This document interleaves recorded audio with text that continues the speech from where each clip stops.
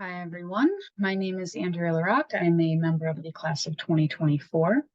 And today I'm making this video just to give kind of a guideline and overview of what Global Brigades is and how you would plan a brigade. And so I'm hoping that this video is a pretty comprehensive way to overview the program, and it can be shared among future cohorts.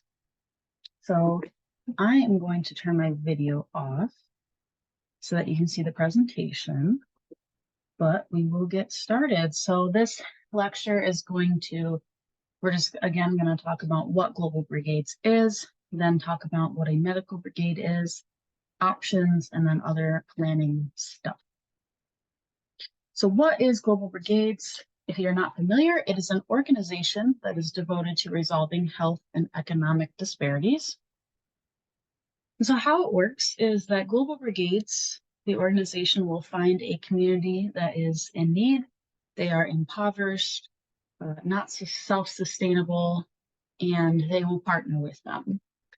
And then they will send student volunteers on what's called a brigade.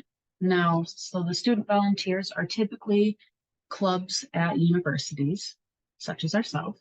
And then a brigade just means a volunteer trip. You could call it a mission trip or a study abroad, although we don't get credit for it. Anything like that. That's what we're talking about when we say brigade. And so with the students volunteering on these brigades, it's going to help the community with whatever they need. And over time, with Global Brigades partnership, the community will become what they call empowered. They'll be developed and self-sustainable and no longer need the help of Global Brigades to succeed. So there's a whole bunch of different types of brigades. As you can see at the bottom, there's medical, dental, engineering, water, etc. All of these offer a certain aspect, right? And they're all 1 week brigades. They can be in Honduras, Panama, Ghana, Guatemala, and Greece. And all of them work together to make a community empowered or sustainable. This is what Global Brigades likes to call their holistic model. So it takes all of these aspects to empower a community. However, I'd like to make note that healthcare, medical brigades is the first and most important because it's what is established first within the community. So what is a medical brigade? So we'll focus on that because that's what we will be doing. So if you are a volunteer on a medical brigade, you will be placed in mobile clinics within the rural community. And during these clinics, you'll have the opportunity to help with triaging patients, doing vitals, sitting in on patient-doctor consults. In some places like Greece, there's even OBGYN consults that you can be a part of. There's dental. You can also fill prescriptions under a pharmacist's supervision. And then at some point you can facilitate a health education workshop. So that would be something simple like teaching children or even adults how to properly brush your teeth or how to properly wash your hands, things like that. And then again, Global Brigades remains in the community all the time and is constantly working to make the community self-sustainable, even when volunteers are not there. So now you know what Global Brigades is, let's talk about how you would plan a brigade. So here's the steps. First, you would select the location, then determine when you want to go, and then just tell Global Brigades what you decided, when and where you want to go. And then from there, you will plan, prepare, and go on a brigade. So let's look at that first step of determining where we want to go. So here are the options: Honduras, Panama, Guatemala, Greece, and Ghana. And before we get into that, so all of these, you might be wondering, what does this cost? And all of them have what is called a donation goal. So what does the donation goal cover? It's going to cover all of the lodging while you are at the location, all of your food, any transportation that you might need from like the airport to where you're staying, or even from where you're staying and into the rural community, things like that.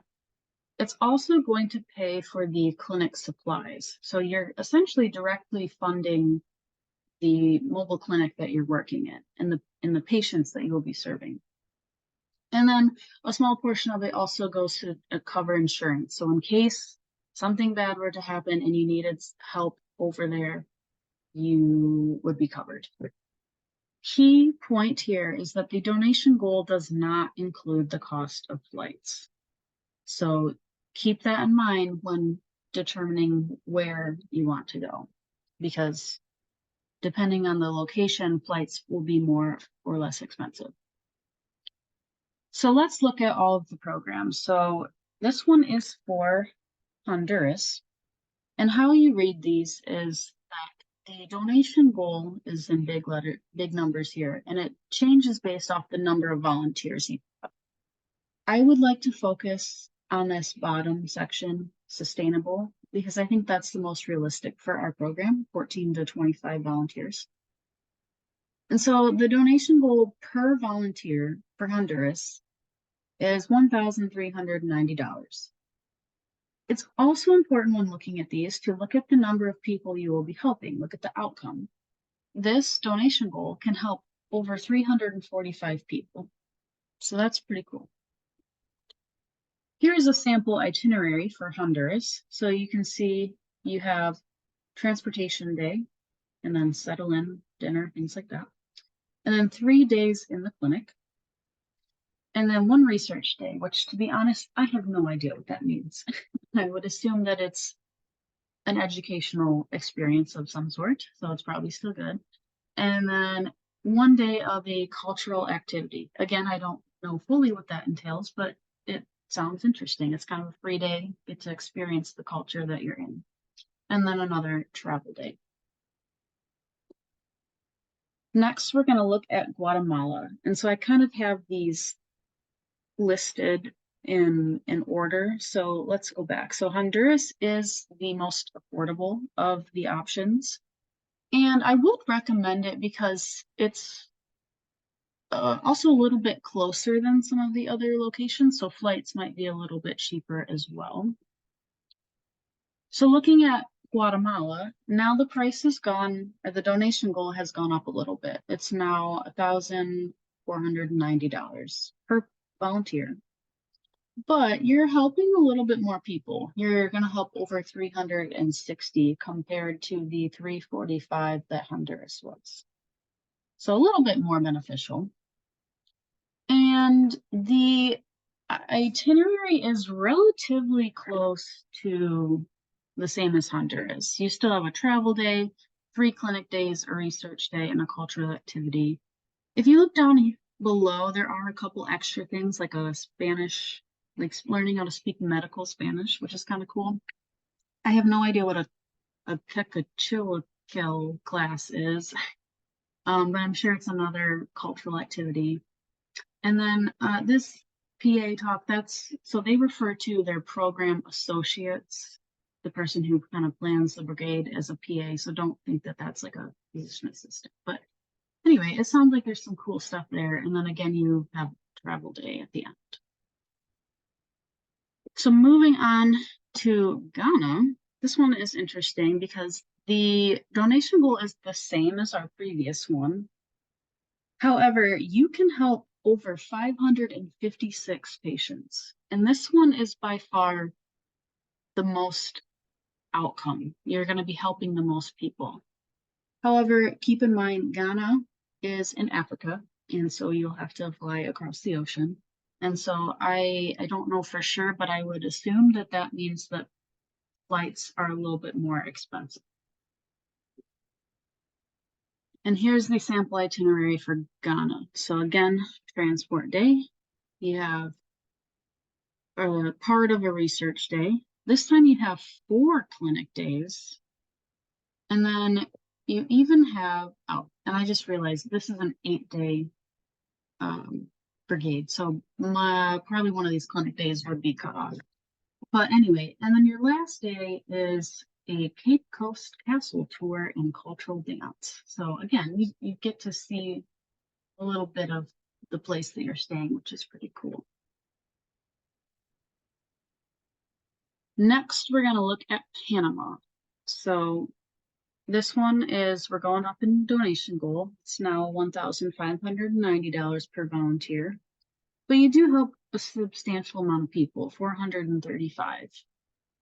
And Panama, their flights might be a little less expensive compared to like Ghana because you're just going south and not across the ocean. Here is the sample for Panama. Had to remember what I was looking at. So again, travel. This time your cultural day is first, 3 days in a clinic, a research day, and then travel. Next is Greece. And don't get too excited about this one because people think that, oh, Greece, like it's, it's so pretty there, like I want to go here. But let's take a look at this. The donation goal is $1,590, so it is the most expensive. And you're only helping 93 people. So not a whole lot of outcome there. And it's Greece, so you're flying across the ocean again. Flights might be a little bit more expensive. And when people think of Greece, they think of those cool touristy areas. Keep in mind, you are not going to a tourist area. You are going to an area that is in need, that is impoverished, and probably isn't going to look like the Google pictures of Greece. This is a sample itinerary for Greece. You have 3 clinic days, a language class, refugee talk, cultural activities. I'm not entirely sure what these intro to business programs and business clients are. I don't know if that's specific to something else or if that is included in the medical brigade, not entirely sure. But then you do have an education workshop, and then you do get a tour of Athens. So you will at least see some sort of touristy area. And so those are all of the location options and their donation goals. And so it'll be up to you guys to decide where you want to go.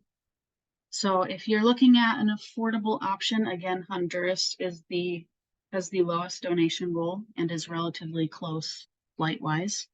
And you do get a pretty decent patient outcome. I think it was 345. So I would suggest that is a pretty good option to start. So next in the brigade planning process is determining when you want to go.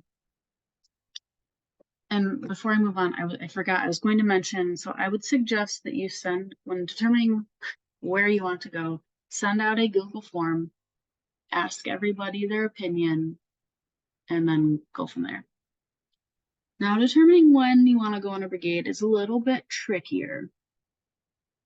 Most brigades, as I mentioned, are 7 days. They can be longer, but 7, I believe, is the minimum. I suppose if you really didn't want to do 7 and wanted to shorten it, you could possibly ask, and Global Brigades might plan something shorter for you, but you might be losing out on an educational experience. So let's just, for now, stick with 7. And after looking at what the breaks are during PA school, most of them are about 9 days long. So that leads us to planning it during a break. So let's look at those. Option 1 would be plan it during spring break.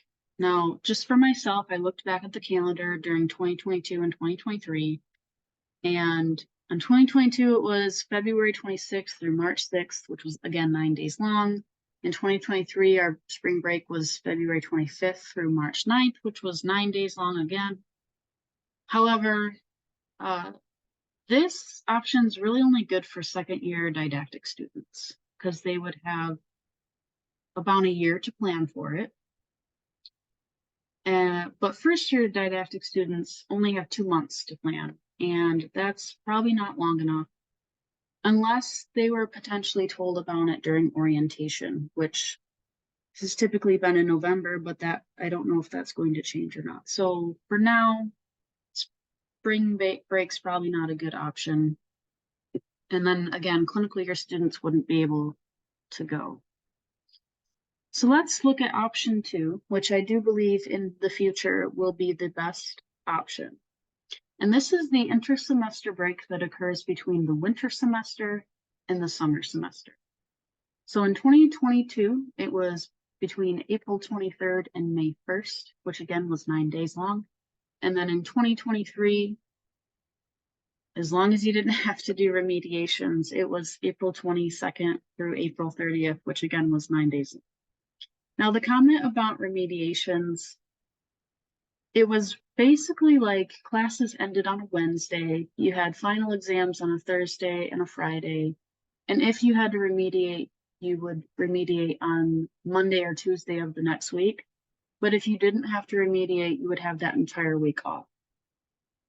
Now, I would assume that if you had planned a brigade and you had to remediate during the time of the brigade, I would assume that the program would be a little bit lenient and let you remediate later or at a later date, but I just thought I'd mention it as a potential conflict. So this option is good for all of the cohorts because first year didactic students would have about 4 months to prepare. And they might even have even longer if they were notified sooner during orientation, again, which would be like in November. So for future cohorts moving forward, this is probably a good option for everyone. Second year didactic students will still have this break between didactic and clinical, so that shouldn't be an issue for them. And then even our newly graduated third year PA students who just finished clinicals would possibly also be able to attend because currently the way it falls, students will graduate at the end of April, which is when this break occurs. And Global Brigades does not care whether you are an active student or not. They actually don't even care that you're a student at all. And so that allows newly graduated students to participate also. So I think this is a pretty good option for all three cohorts. Options 3 and 4 are not the best, but they might be good for the very first brigade. So option 3 is the intersemester break that occurs between summer semester and fall semester. So when I looked at my own calendar during my first year of didactic in 2022, we had almost 12 days off. However, this really only works for that first year didactic students because when you're in clinicals, you don't have a break during this time period. Unless you were excused from clinicals, which I don't know if that's an option again. And then option 4 is Christmas break. And again, this is a good option for first year didactic students because we had almost 7 to 11 days off prior to Christmas. So you wouldn't even have to miss family Christmas, would still make it back in time. But again, clinical year students don't have the same break. They have a much shorter break. And so I don't think they'd be able to go.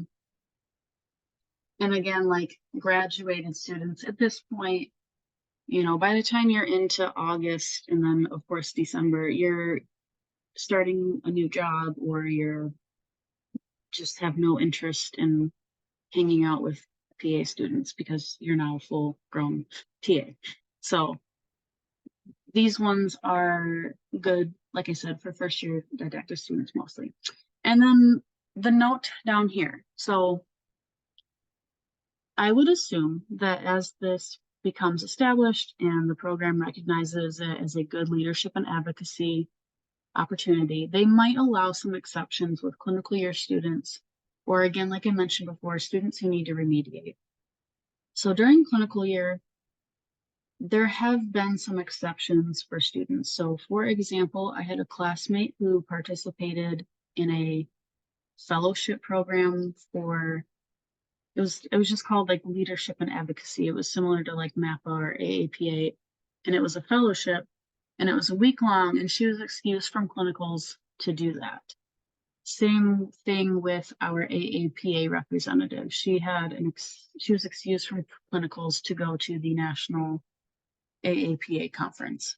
So I'm not saying that it's allowed just yet, but it might be in the future. Okay, so now that we've talked about selecting the location and then when you would go, again, this can be voted on within your cohort of when you want to go. The next step is to notify Global Brigades. So currently our point of contact, her name is Alexandra Pavan. There's her email. This might change in the future, but as of right now, that's our point of contact. And so we would essentially just email her and be like, hey, we've decided we want to go to, let's say, Honduras during April 20, whatever, through March 1st or something like that.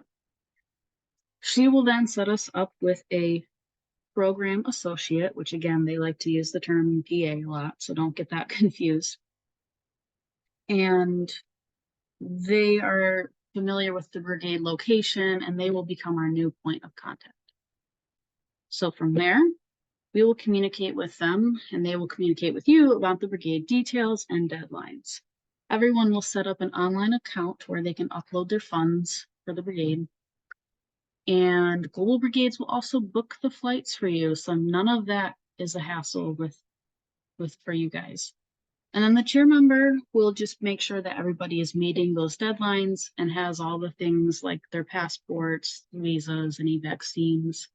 And then you are on your way to global brigading. So thank you for watching this video. I will turn my camera back on for a second. So thank you for watching this video. I hope it was helpful. As of right now and until May of 2024, if you have any questions, you can contact me. Otherwise, I would just refer to whoever your Global Brigades chair member is if you have questions. So good luck to everybody, and I hope that you guys can make a big difference and take and represent our PA program abroad. Thank you.